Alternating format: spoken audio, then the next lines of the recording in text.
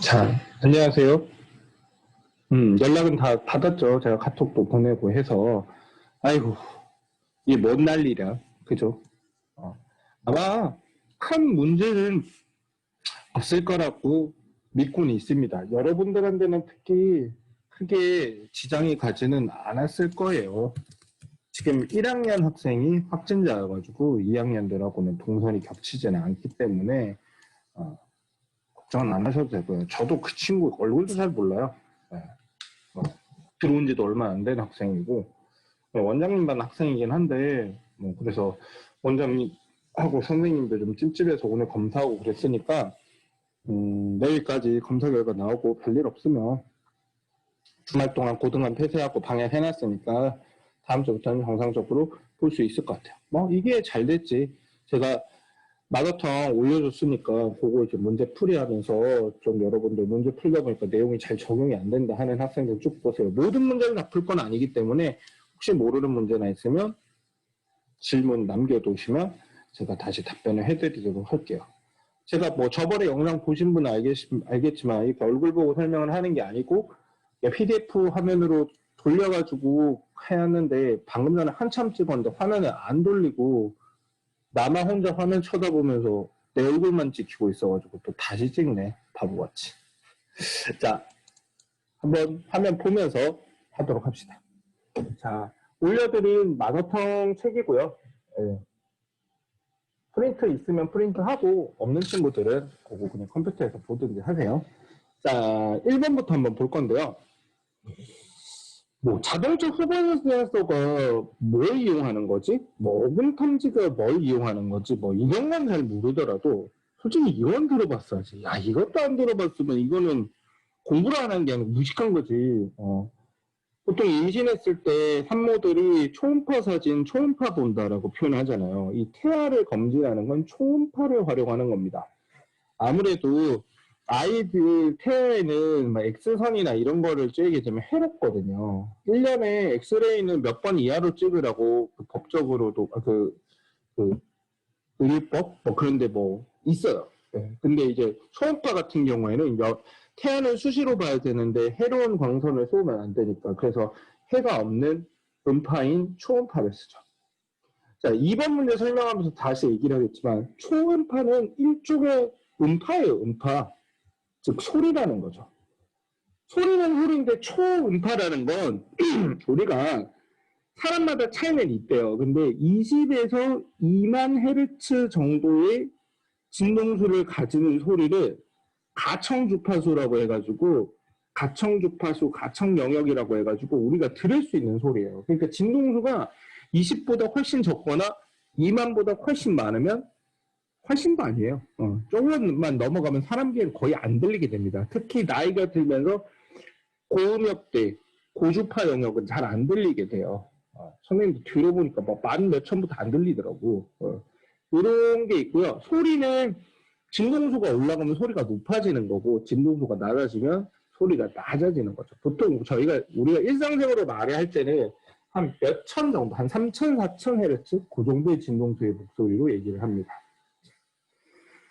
음파는 종파라고 했더라, 횡파라고 했더라. 종소리 기억하면 되죠. 종소리.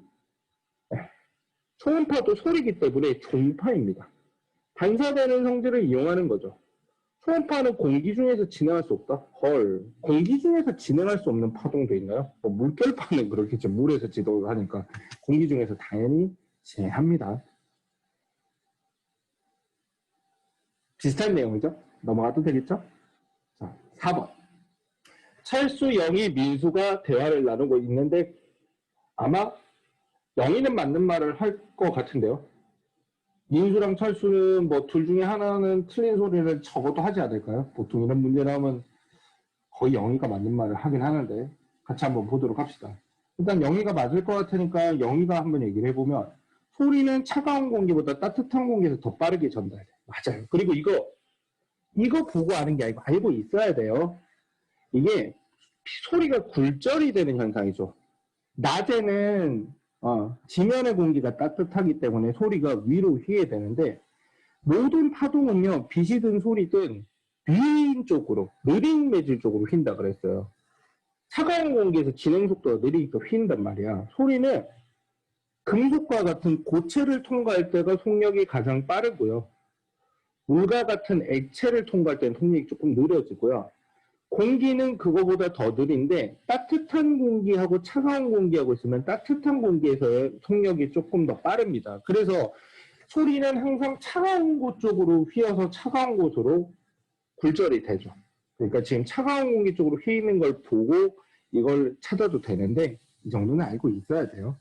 자, 소리가 이렇게 굴절이 되는 건 방금 실제 계속 얘기했잖아요. 매질이 성격에 따라서 이 파동의 진행 속력이 달라지기 때문이다라고 얘기했어요. 그래서 소리의 진폭이 달라지는 게 아니라 속력이 달라지는 거죠. 물론 속력이 달라지면서 파장도 달라지는데 기본적으로는 속력이 달라지기 때문이 맞아요. 진폭은 크기를 의미해요. 소리의 크기. 빛의 진폭이면 빛의 세기를 의미하는 건데 진폭이 달라지면 소리가 커졌다 작아졌다 한다는 소리이기 때문에 알지도 않은 소리를 철수는 하고 있죠. 민수, 소리는 골절되는 과정에서 진동수가 달라져. 그래도 철수보다는 좀 있어 보이는 소리를 하지만 민수도 소리를 하고 있죠. 수업 시간에 얘기했지만 매질이 바뀌면 굴절을 하는데 그 굴절하는 과정에서도 진동수는 달라지지 않아요. 진동수는 일정하게 유지가 돼야 되죠. 진동수는 일정. 그래서 민수는 틀린 얘기를 하고 있습니다. 진동수가 바뀌면 안 돼요. 넘어갑니다. 한번 출발한 파동은 진동수가 변하지 않아요. 그다음 5번. 여기 보니까 적외선 돼 있는데 리모컨에서 이렇게 우리가 TV나 에어컨을 보고 뚝 누를 때 그때 발사되는 신호가 적외선이고요. 여기서 적외선을 읽어가지고 소리를 올리라고 했는지 채널을 바꾸라고 했는지 TV에서 그 주어진 명령에 맞춰서 가는 거죠. 이 적외선은 일종의 빛이에요. 적외선, 가시광선, 자외선 이런 건 빛이죠. 이런 빛들은 뭐라고 부릅니다? 전자기파라고도 부르죠. 전자기파. 왜 이름이 전자기파입니까? 전기장과 자기장이 진동하여 전파되기 때문에 전자기파라고 부른다라고 했죠. 그냥 맞는 말이에요. 그다음 공기 중에서 적외선의 속력은 소리의 속력보다 작다. 빛이 소리보다 느리다? 말 같지도 않은 소리예요. 소리는 1초에 한 330, 340m 정도 나가는 거고 빛은 1초에 30만 킬로미터 갑니다. 어디 비교할 때 비교해야지. 뼈의 영상을 얻는 의료지단 이거 뭐였죠? X선. 이것도 이거 전자기파긴 한데 적외선보다는 훨씬 더 파장이 짧죠. 말도 안 되는 소리를 하고 있습니다. 답은 1번이죠. 그 다음 웬 계산 문제가 나오는데 이건 너무 중학교 수학 문제 같은데요? 할 수 있을 것 같은데 혹시나 해서 이런 것도 나오나 싶은데 좀 옛날 스타일의 문제여가지고 나올까 싶긴 하지만 혹시 모르잖아요. 한번 해보기는 해봅시다. 여기 보면 여기서 초음파를 써서 왔다 갔다 하고 여기서 초음파를 써서 왔다 갔다 하는데 걸린 시간이 B까지 갔다 오는데 걸린 시간보다 1초가 짧았다라고 돼 있고 그러니까 어디가 짧았다는 거야? A까지 갔다 오는데 걸린 시간이 1초가 짧았다. 이거 잘 읽어야 돼. 거꾸로 보면 안 되죠. 이쪽이 더 가깝다는 거지. 그림형은 A가 더 멀어 보이는데, 그죠? 그럼 A부터 S까지의 거리를 구하라 했으니까 이 거리를 A라고 둡시다. 그렇죠? 그럼 여기 거리는 340 마이너스 A가 되겠죠. 자, 그러면 걸린 시간은 어떻게 돼? 시간은 속력분의 거리 나누기 속력이잖아요. 그러니까 S에서 A까지 소리가 왔다 갔다 할 때 속력은 340m/s, 그지? 속력분의 거리니까 거리는 얼마야? A? 아니죠. 2A죠. 2A. 왔다 갔다니까, 그지? 같은 방법으로 B까지 왔다 갔다는 300m/s로 왔다 갔다니까 680 마이너스 2A가 되죠. 2배. 그치? 걸린 시간이 같대요? 이게 시간이잖아요, 지금. 같은 게 아니고 A 쪽이 적었으니까 B에서 1초 짧은 게 A다. 이거 계산하면 되겠죠. 됐나요? 네. 넘어갑니다. 7번. 다음은 용수철을 이용한 파동 발생이다라고 되어 있는데 이 그림 되게 중요하고요. 행파종파 문제 한 문제 정도 나올 수 있으니까 꼭 알아주세요. 지금 진동이 전달이 돼요. 여기는 진동을 하고 있는데 여기는 지금 진동을 안 하고 있죠. 근데 이게 전달이 돼서 계속 앞으로 진동이 앞으로 가겠죠. 이제 파동의 전파인데 파동의 진행인데요. 지금 보면 간은 이쪽으로 가는데 진동은 이렇게 하고 있어요. 이걸 뭐고 가냐면 진행 방향과 진동 방향이 수직이다라고 표현해요. 얘는 진행은 이쪽으로 하고 있는데 진동을 잘 보면 이렇게 하고 있어요. 이렇게. 그러니까 얘는 진행 방향과 진동 방향이 나란하다라고 표현을 해요. 아까 전에 잘못 찍은 거 흔적 남아있네요. 그래서 가와 같이 진행하는 파동은 진행 방향과 진동 방향이 직각인 이런 거는 횡파라 그러죠. 횡파. 이렇게 나란한 거는 종파가 되죠. 횡파의 대표는 전자기파입니다. B시죠, B. 종파의 대표는 소리입니다. 소리. 음파라고도 하죠. 철수, 영일, 민수는 뭐 영일 거의 맞는 소리인데 나에서 종이 조각의 진동 방향은 파동의 진행 방향과 나란해. 진행 방향과 진동 방향이 나란하다 그렇죠. 역시 영인 똑똑한 소리를 하네요. 그다음 철수. 가와 같이 진행하는 파동을 횡파라고 합니다. 오, 철수 아빠는 틀렸는데 이번에 맞았어. 그럼 민수가 틀린 소리 할 것 같은데 빛은 나와 같이 진행한다. 민수 언제 정신 차릴래? 이거는 소리죠. 빛은 전자기파니까 횡파. 그래서 민수는 틀렸어. 자, 넘어가 봅시다. 8번 문제 한번 볼까요? 그림은 잠깐만요. 뭔가 찜찜해 보다가 녹화를 눌렀나. 아까 전에도 한번 날 잘못해가지고. 자, 그림을 간에 진행하는 두 파동의 어난점의 변이를 시간에 따라 나타낸다라고 이제 이거 하기 전에 우리가 파동의 삼형수 기억나죠? 기억날 것 같은데 선생님이 속력, 진동수, 파장 이 세 가지가 삼형수라고 그랬어요. 물론 진동수 대신 주기를 써도 됩니다. 이거는 단위가 어떻게 되면 속력의 단위는 미터 퍼 세컨드가 되고요. 주기는 뜻을 잘 알아야 돼요. 주기는 한 파장이 지나가는데 걸린 시간 또는 올라갔다 내려왔다 이렇게 해서 1회 진동하는데 걸리는 시간이에요. 시간. 그러니까 주기는 시간이니까 단위가 초가 되죠. 초. 박시간 아니에요. 고치 아니에요. S, 세컨드죠. 그럼 파장은 어떻게 돼요? 한 파동에 걸리는 시간이 아니고 한 파동 한 개의 길이를 의미하죠. 그래서 이거는 길이니까 길이의 단위인 미터를 써야겠죠. 됐죠? 그러면 진동수는 어떻게 돼요? 1초당 지나가는 파장, 1초당 위아래로 떨리는 횟수인데 헤르츠라고 하는 단위를 쓰는데요. 헤르츠는 뭐랑 똑같은 단위냐면 세크-1스, 세크분의 1하고 헤르츠는 같은 거예요. 그러니까 이 초를 역수를 취한 거예요. 그래서 얘네 둘은 역수관계죠. 단위를 보면 역수관계이기 때문에 값도 역수관계죠. 말도 반대야. 얘는 어떻게 돼? 1초당 진동수, 얘는 1회 진동당 걸린 시간 이렇게 되는 거니까 둘이 완전히 역수관계죠. 그러면 V는 F 곱하기 람다 혹은 T분의 람다 이렇게 되는데 가끔 헷갈리면 단위를 잘 보세요. 단위를 잘 보시면 V는 미터 퍼 세컨드니까 어떻게 돼요?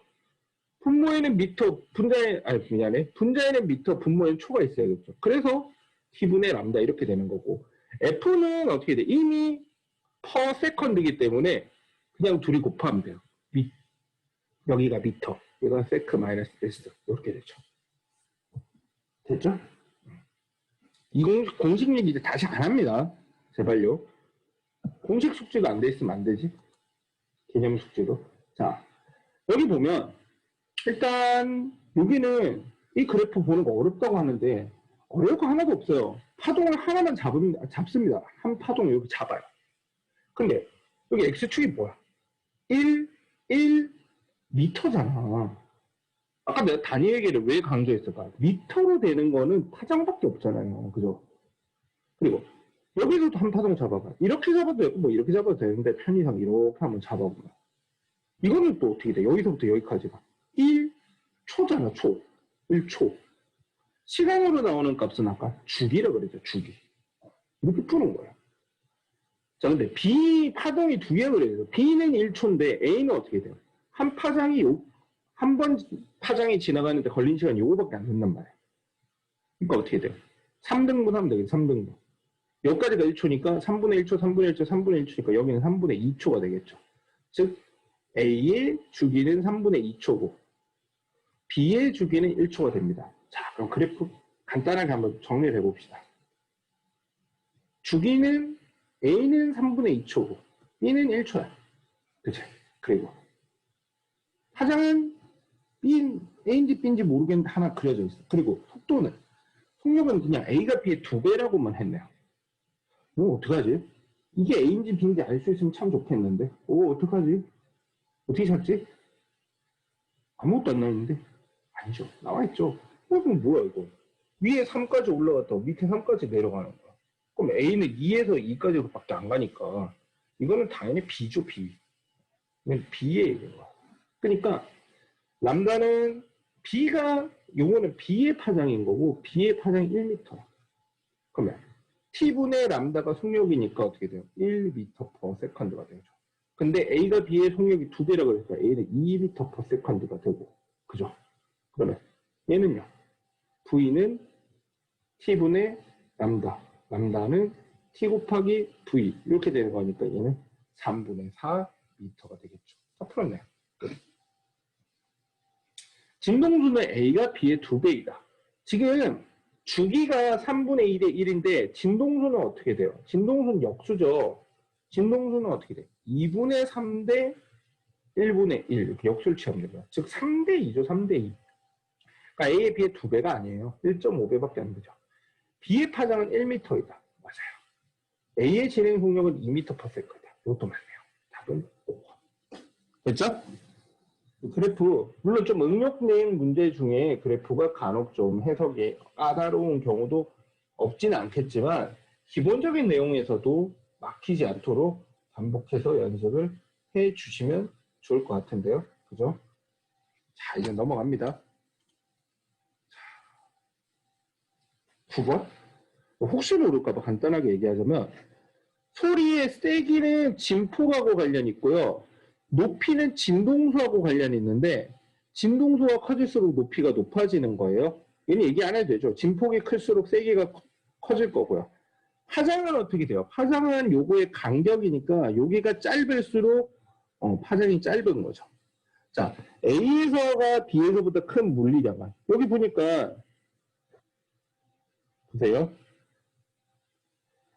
여기는 파장이 나와 있는 게 아니고 시간이기 때문에 여기는 주기가 나와 있는 거예요. 주기가. 근데 A하고 B는 뭐가 같아요? 시간이 어떻게 돼? 2ms/s, 2ms 이렇게 되는 거니까 A에서랑 B에서랑 뭐가 같은 거야? 시간이 같잖아. 시간이라고 하는 건 주기죠. 주기는 둘 다 2ms로 2m/s들이 2ms로 같죠. 주기가 같다는 말은 어떻게 돼요? 주기가 같다는 말은 진동수도 같다는 거죠. 그리고 온도를 일정하게 유지했어요. 일정하게 유지했으면 어떻게 돼?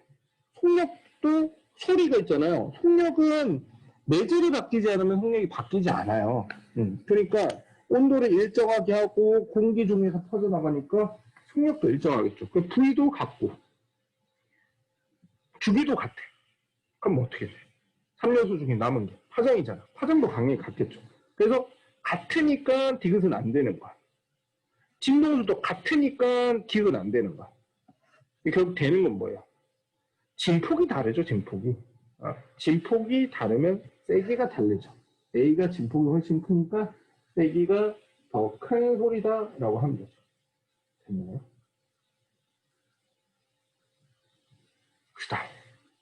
이거는 이제 파형을 나타낸 것이다 라고 되어 있는데 소리의 파형을 나타내. 원래 소리는 중파라서 이렇게 나오진 않아요. 횡파가 아니거든. 근데 소리 분석기를 이용하면 이렇게 횡파로 분석을 할 수 있는 거예요. 간혹 가다가 선생님 소리 중파인데 왜 이렇게 나오냐고. 너무 똑똑한 거죠. 지금 여기서 보니까 올라왔다 내려와서 제자리로. 그러니까 뭐 예를 들어 여기서부터 여기로 혹은 여기서부터 여기로 이렇게 해석을 하면 시간이 나오는데 지금 주기가 얼마야? 시간은 주기잖아. 2 세컨드 이렇게 주기가 나오죠. 근데 진동수가 A의 2분의 3배라는 건 진동수랑 주기는 역수기 때문에 주기가 3분의 2배래요. 3분의 2배.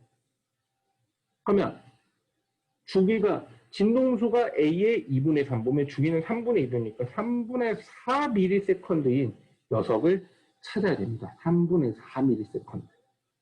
그러면 1보다 살짝 큰 정도네요. 어디 있어요? 요거 아니면 요건데?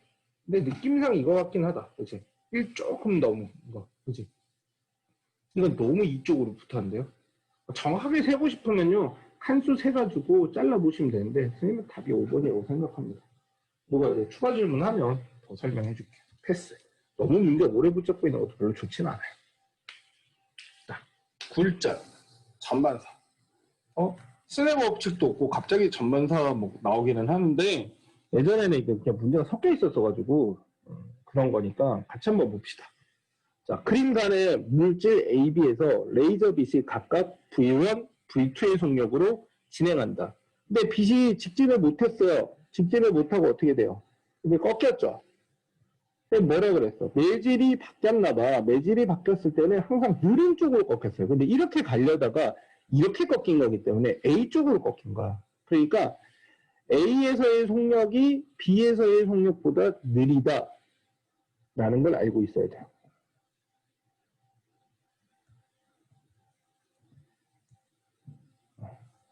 A에서의 속력이 V1이니까 V1이 V2보다 작다라는 거죠. 근데 기억부터 틀렸네요. 그 다음 코어를 구성하는 물질은 A다라고 되어 있는데 이 속도가 느린 매질은요 어떻게 돼요? 굴절률은 더 크고요.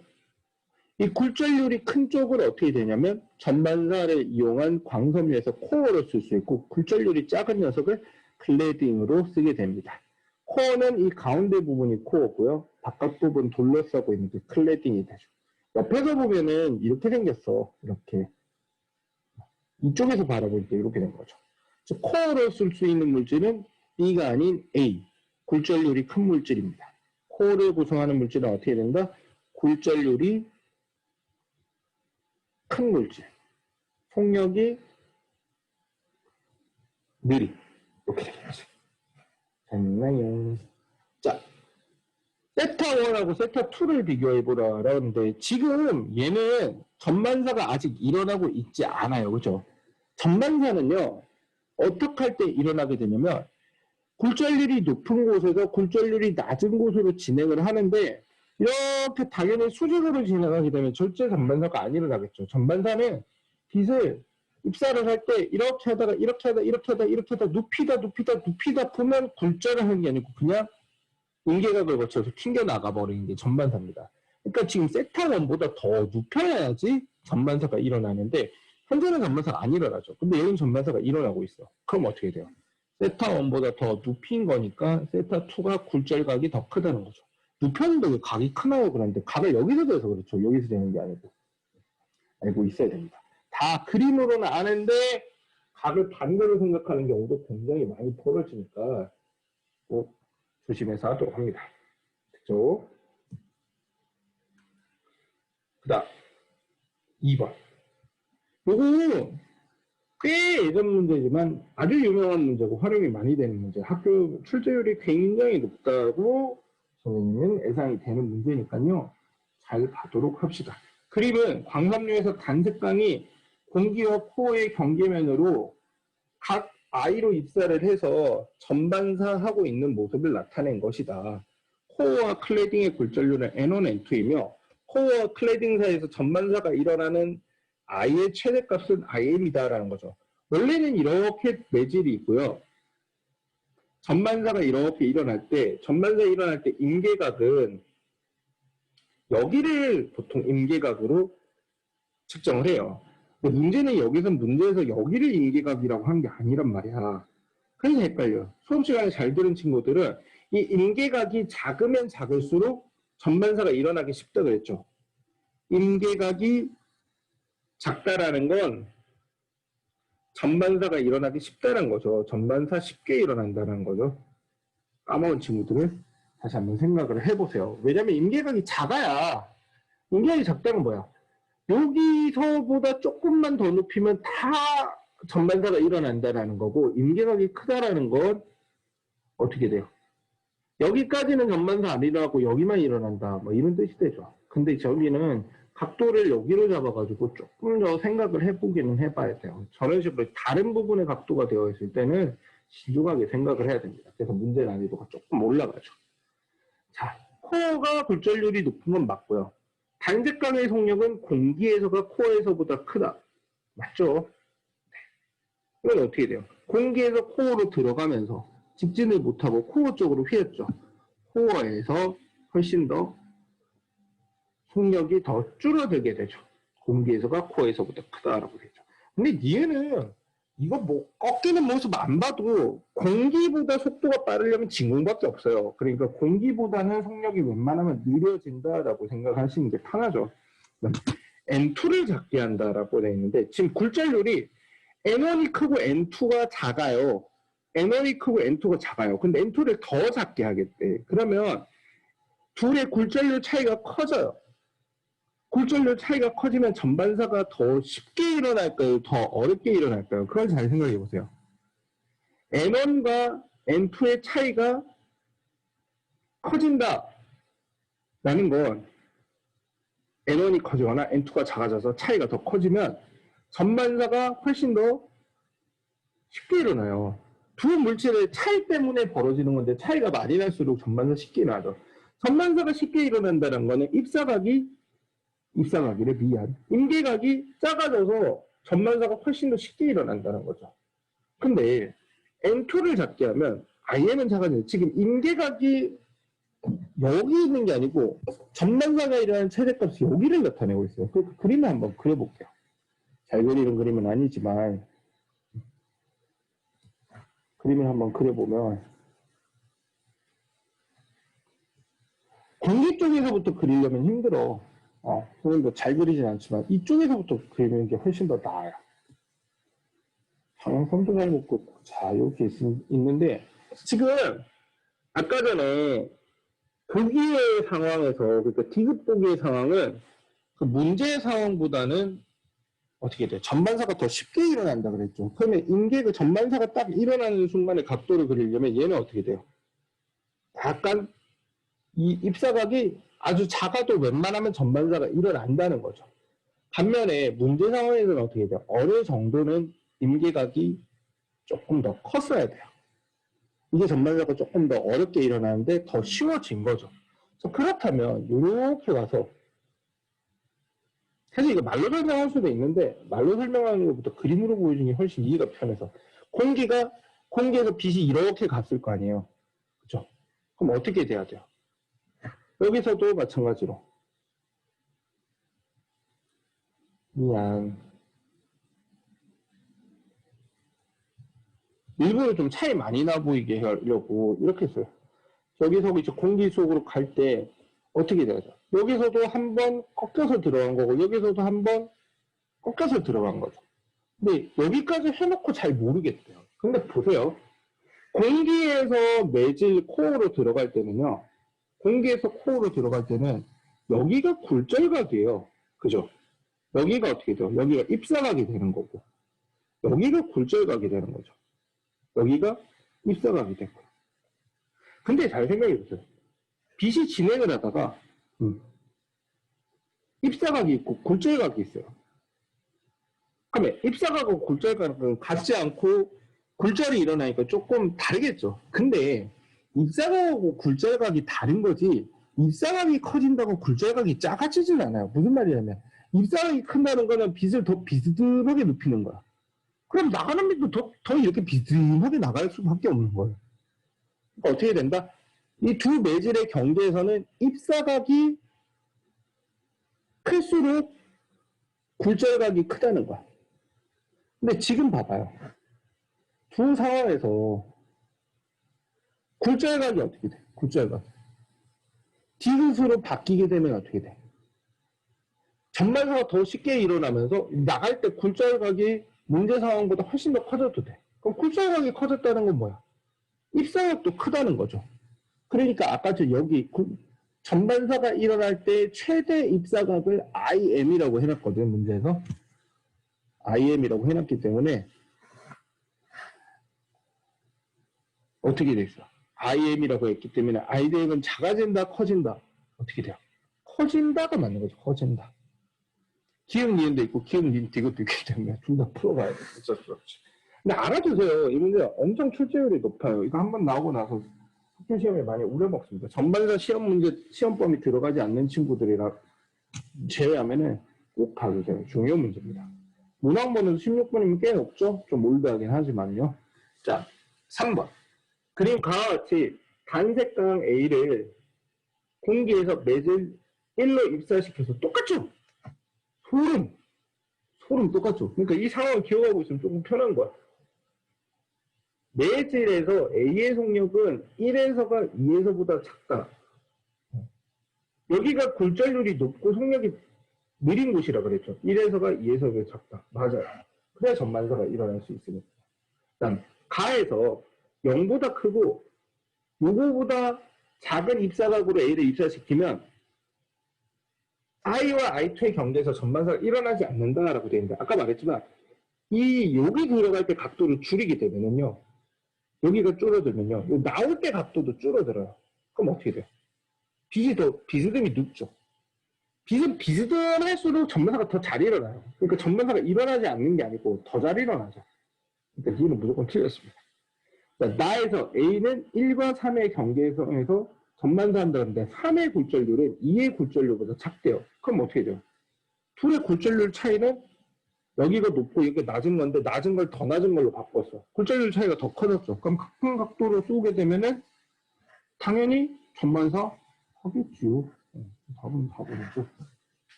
이 정도가 10몇 번 문제 나오는 거야. 많이 어렵진 않죠. 근데 개념 문제다 보니까 한 번 헷갈리면 계속 헷갈려가지고 신중하게 보고 풀 수 있도록 합니다. 똑같은 문제 너무 반복해서 풀지는 않을 테니까요. 한번 생각해 보세요. 5번도 비슷하고요. 7번도 비슷하고요. 6번 좀 신선해 보이는데? 같이 한번 볼까요? 사실 똑같아요. 조금 문제를 난잡하게, 복잡하게 만들어 놓은 거죠.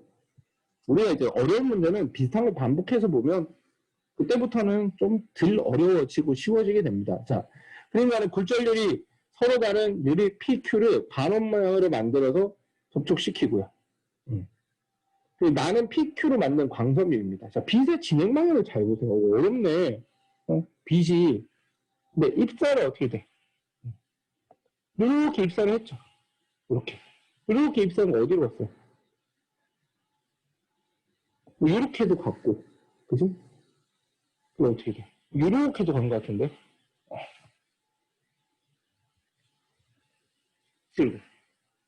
이쪽으로 입사한 건 어디로 갔어? 이렇게 갔을 리는 없으니까 이렇게 입사한 거는 이렇게 갔죠. 지금 보니까 얘가 이렇게 가서 이렇게 못 가고 이렇게 꺾였단 말이죠. 그죠? 그러니까 어떻게 돼요? 속력은 빛이 이렇게 가다가 A에서 빛을 쏴가지고 이렇게 꺾였다는 건 속력이 P에서가 P 쪽으로 꺾인 거니까 P에서가 더 느려요. Q에서보다 P에서가 속력이 더 느린 거야. 그럼 굴절률을 비교해보면 Q보다 P가 더 높은 거죠. 그러니까 굴절률이 높은 쪽에서 그 낮은 쪽에서 높은 쪽으로 가면 전반사는 아니라요. 근데 이제 B 쪽에서 가면 어떻게 돼? 굴절률이 높은 쪽에서 낮은 쪽으로 가다 보니까 빛이 어떻게 돼? 이렇게 꺾인단 말이죠.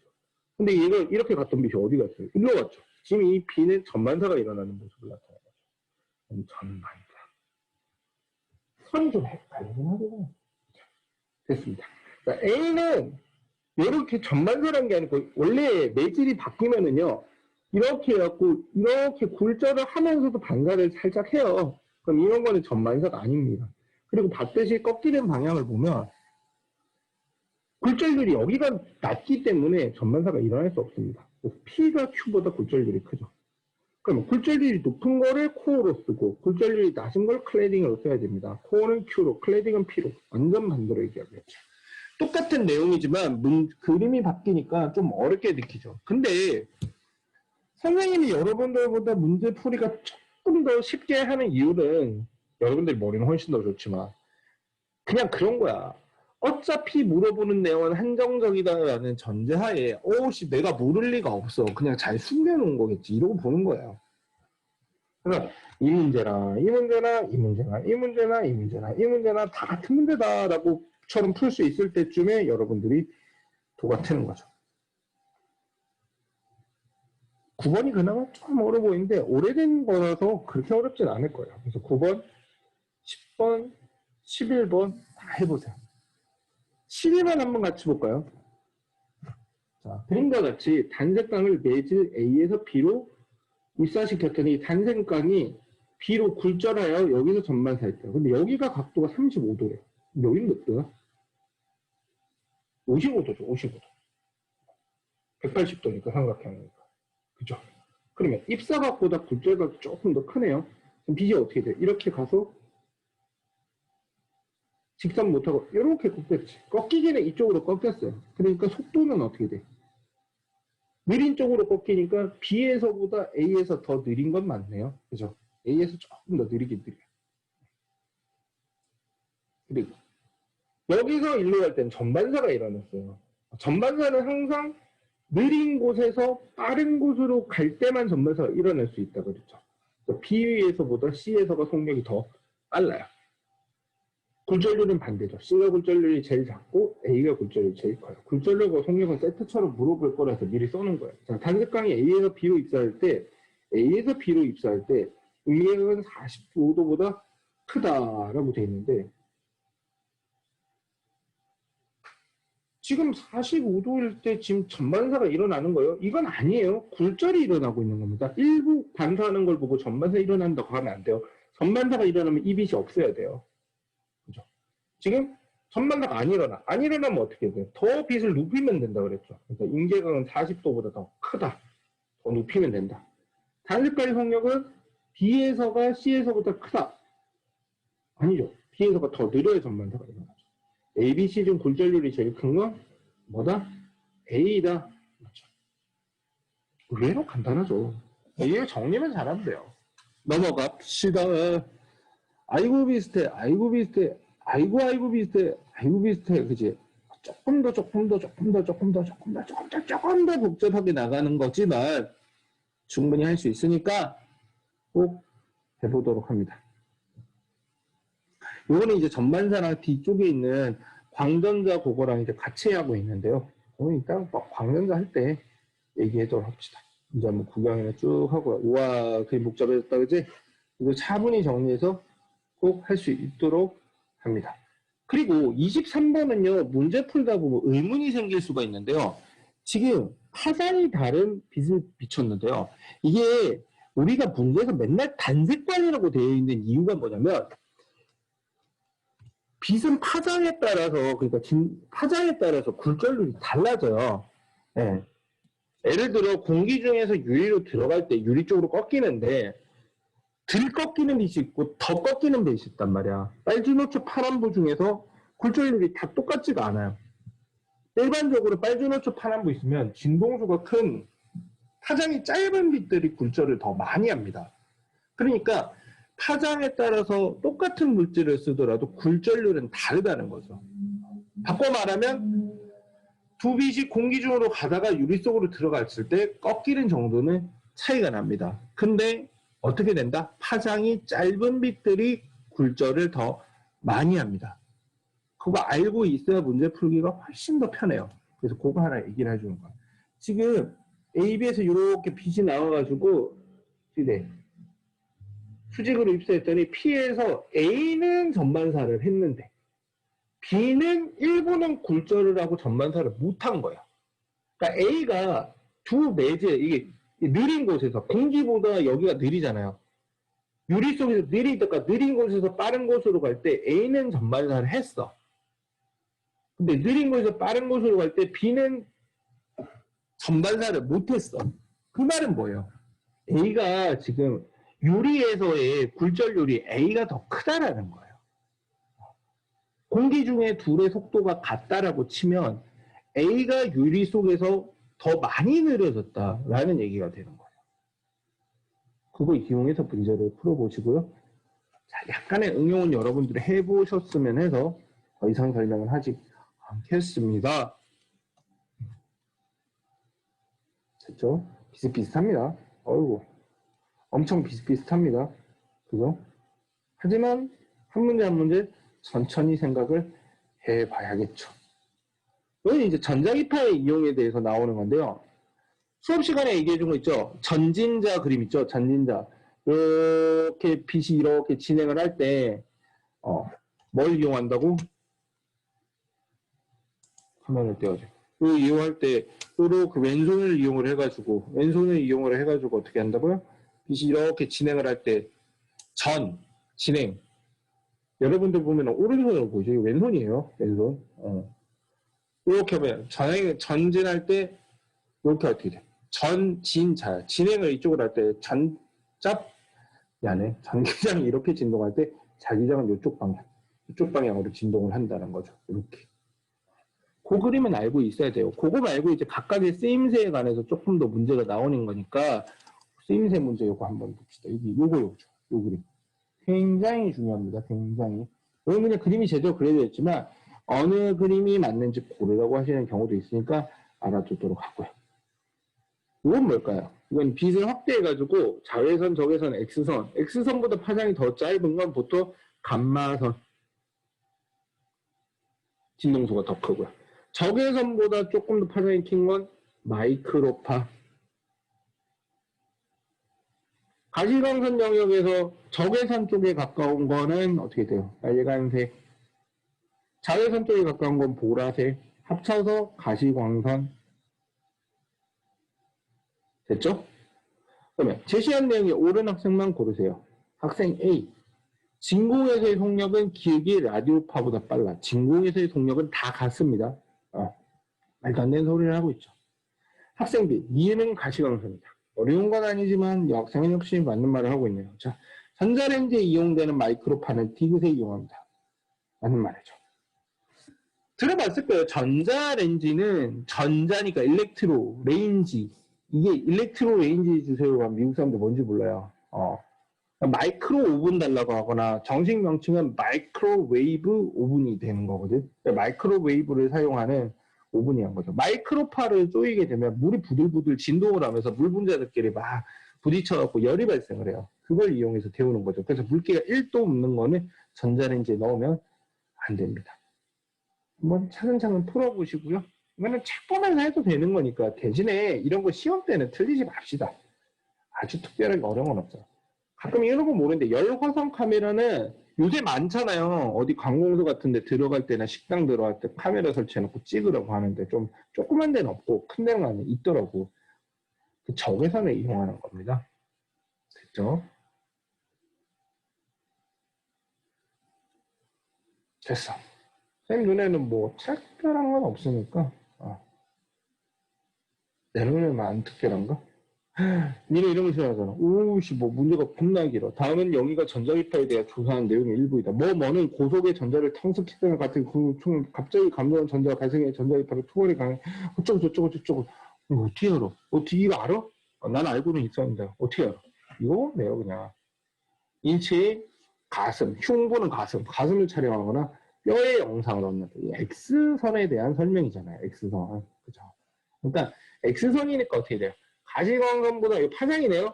파장이 더 짧은 여기가 자외선보다 더 짧은 게 X선, 여기는 적외선, 마이크로파, 전파 이렇게 되는 거죠. 마이크로파, 라디오파 합쳐서 전파라고 하는 거야. 간은 C 영역의 전자기파이다. 아니죠. 진동수는 A 영역의 전자기파가 C 영역의 전자기파보다 크죠. 파장이 짧을수록 진동수는 커집니다. 살균 소독에 이용되는 자외선은 B 영역이다. 맞죠? 답은 5번. 이렇게 됩니다. 끝. 됐죠? 됐습니다. 헐. 이거 오랜만에 나왔는데. 이거 기억해요? 4에서 3으로 가는 요거는 적외선, 4에서 2로 가거나 3에서 2로 가는 거. 요거는 가시광선, 4에서 1, 3에서 1, 2에서 1은 요거는 자외선입니다. 설명 맞는지 찾아보세요. 심지어 예전에 물 풀었어, 이게. 이거는 물 원을 다 옮겨온 거죠. 진짜? 공항 검색대에서 가방 안에 사진 뜨는 거 보셨어요? 이것도 X선 쓰는 겁니다. 안경 세척할 때 초음파 쓰는 거 맞아요. 그리고 이 초음파는 전자기파가 아니고 음파예요. 그러니까 전자기파 고르라고 했을 때 이거는 빼야 돼요. 자외선하고 마이크로파는 맞죠. 쭉쭉쭉 됐나요? 내 눈에만 별거 아닌 것 같나? 이건 이제 간섭 내용인데 이거 요새 노이즈 캔슬링 유명하잖아요. 그죠?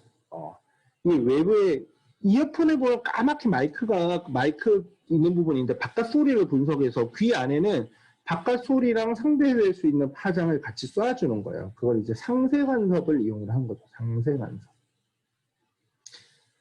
그리고 얘는 초음파를 이용하는 거죠. 한번 해볼 수 있도록 합니다.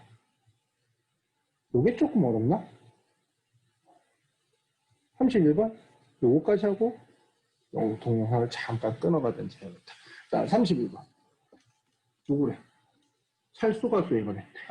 이건 철수. 자, 신호 발생 장치가 여기 있는데 스피커가 두 개예요. 잘 보시면 두 개. 그 두 스피커에서 1m 앞에 떨어진 곳에 마이크를 뒀어요. 그 다음에 그 소리가 마이크에 들어와서 발생하는 신호를 컴퓨터를 이용해서 오실로스코프로 분석을 하는 거예요.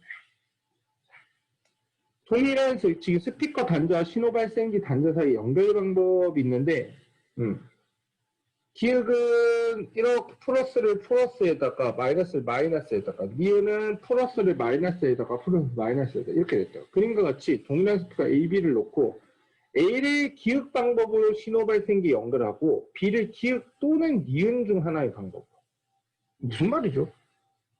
이게 하나는 이렇게 연결하고 하나는 이렇게 연결해버리면 소리의 이 위상이 반대로 바뀌어버리는 거야. 만약에 둘 다 이거라면 동일한 신호, 동일한 파동이 발생을 하겠지만 하나는 이거고 하나는 이거면 플러스 마이너스가 뒤집혀서 여기서 이렇게 될 때 얘는 이렇게 돼버린다는 거죠. 1m 떨어진 위치에서 파형을 측정하는데 지금 다의 열가에서는 어떻게 되냐면 시간에 따라서 그 신호가 이렇게 됐고요. 마에서는 신호가 거의 죽어버렸죠. 그러니까 이거는 뭐냐면 얘는 A도 기억이고 B도 기억인데 얘는 A는 기억인 거고 B는 반대의 신호를 쏴서 위상이 반대인 파동이 겹쳐서 상세 간섭이 일어나고 있는 모습. 반대로 이건 위상이 같아서 보강 간섭이 일어나고 있는 모습을 나타내는 거죠. 자, 라에서 B의 연결 방법은 라에서 연결해서 마에서 측정한 거잖아요. B 연결 방법은 기억이 아니고 니은인 거고요. 이 상세 간섭은 소음 제거 장치에 응용된다. 맞죠?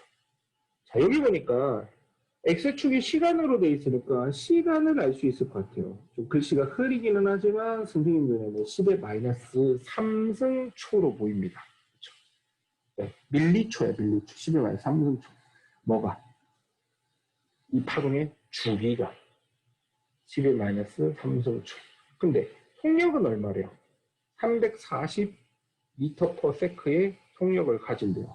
속력은 t분의 람다니까 파장을 구하라 했을 때 람다는 어떻게 해요? t 곱하기 v가 되죠. 근데 넣을 때 조심해야 돼. 이게 10의 마이너스 3승이고 340m/s니까 그대로 대입하면 어떻게 돼요? 10 마이너스 3 곱하기 340 단위 그대로 대입하면 미터 이렇게 나와요. 근데 문제에서 센티미터로 나와요. 그러면 당황하는 경우가 있는데 숫자도 어려우니까 1미터가 뭐예요? 100cm잖아. 이 정도 낮잖아. 그럼 이 미터를 100cm로 이렇게 바꾸면 돼. 곱하기 1m라고 생각하시면 되거든요. 근데 얘는 10의 마이너스 3승 곱하기 340 곱하기 100cm 이렇게 되는 거야. 그럼 쉽죠. 00 마이너스 1, 마이너스 1, 0 이렇게 하면 어떻게 돼? 34cm 이렇게 되죠. 파장은 17이 아니고 34cm이다 이렇게 되는 거죠. 답이 2번. 이렇게 합니다. 보강간섭, 상세간섭 이해하셨으면 좋겠고요. 천천히 보고 풀어보면 전자기파 종류 할 수 있습니다. 이게 간섭이요.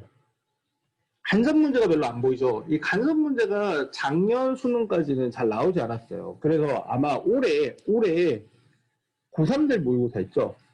여러분 모의고사랑 거기 나왔던 간섭들 문제들이 이번에 시험에 나올 것 같거든요. 그거는 그거대로 따로 모아가지고 보도록 할게요. 자, 넘어가서 여기서부터는 빛의 입자성, 물질의 파동성을 할 건데 잠깐 끊어가도록 할게요.